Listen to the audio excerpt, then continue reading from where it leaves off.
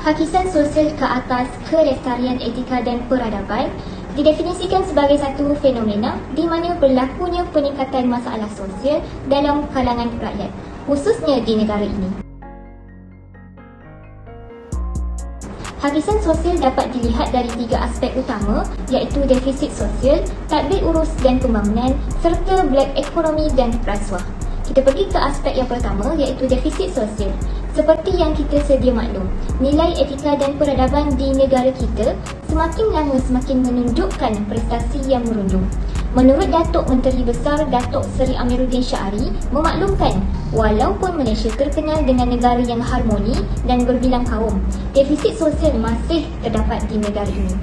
Ia melibatkan isu-isu seperti salah faham antara kaum, curang di bandar dan desa serta perkara yang melibatkan sensitiviti yang lain.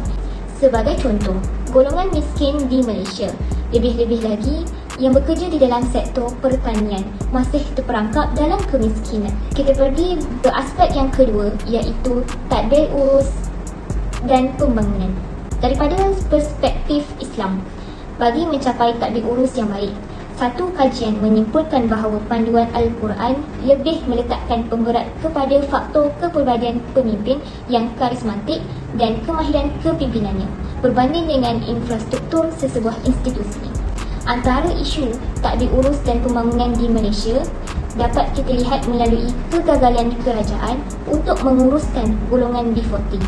Berdasarkan laporan daripada Astro Awani, apabila golongan B40 dan miskin tegar berasa selesa dalam kehidupan kesempitan, itu adalah petanda yang buruk dan kegagalan bagi pembuat dasar.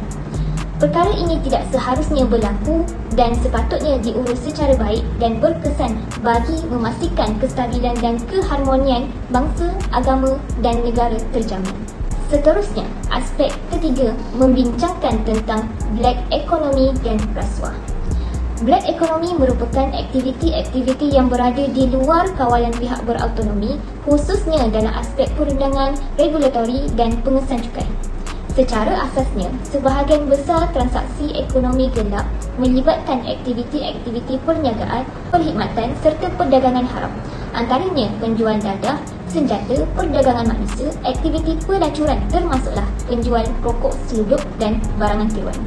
Justru amat penting untuk setiap negara anggota dunia memastikan aktiviti ekonomi gelap dapat dibantara sepenuhnya. Hal ini dikatakan demikian kerana setiap komponen ekonomi gelap ini mampu mengakibatkan keruntuhan moraliti peradaban Malaysia. Kesimpulannya, hakisan sosial ini dapat membawa kepada 1001 keburukan sekiranya tidak dibendung dengan segera. Akhir kata, kepimpinan yang baik adalah kepimpinan yang menunjukkan contoh yang baik.